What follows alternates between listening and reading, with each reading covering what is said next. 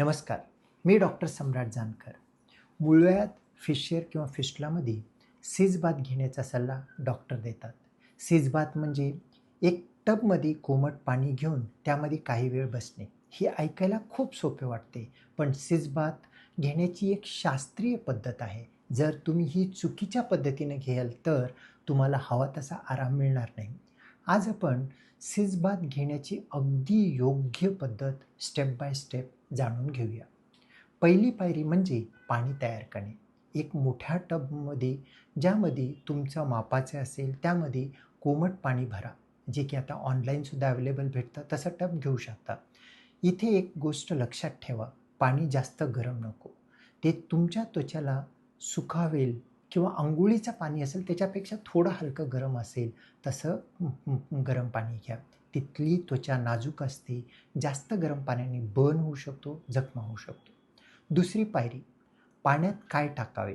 अनेक जण विचारतात, की पाण्यात मीठ, डेटॉल किंवा बेटाडीन टाकावे का?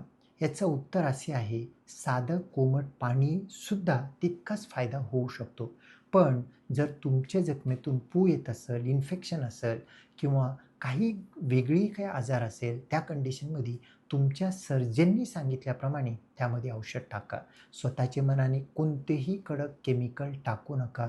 त्यामुळे ॲनल रिजनला जळजळ होऊ शकतो, त्रास होऊ शकतो. तिसरी महत्त्वाची पायरी म्हणजे बसण्याची पद्धत आणि वेळ.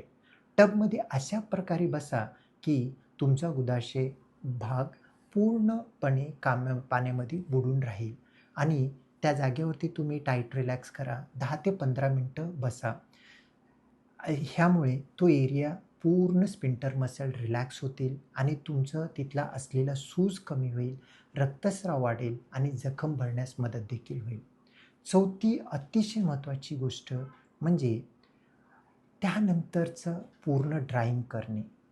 सेजबाथ टबसुद्धा धुवून स्वच्छ करणे आणि सेजबाथ झाल्यानंतर उदाशयाचा जागा मांड्यांना पूर्ण एक ड्राय आणि स्वच्छ टॉवेलनं पूर्ण डॅम्प करणे.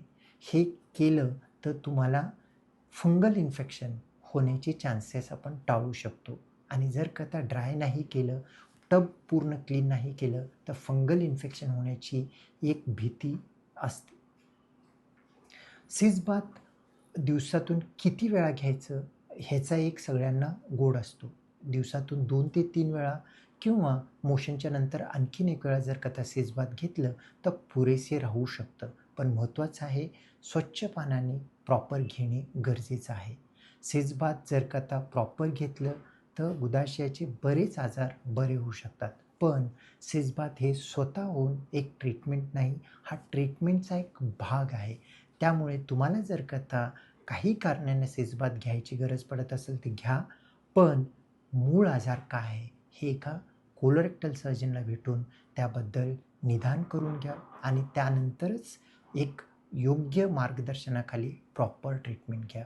जर तुम्हाला ही व्हिडिओ उपयुक्त वाटलेला असेल तर गरजू रुग्णांना नक्की शेअर करा. पोटाची आणि गुदाशयाच्या आजारांचा अचूक माहितीसाठी आमचा चॅनल गटफिट क्लबला सबस्क्राईब करायला विसरू नका. धन्यवाद.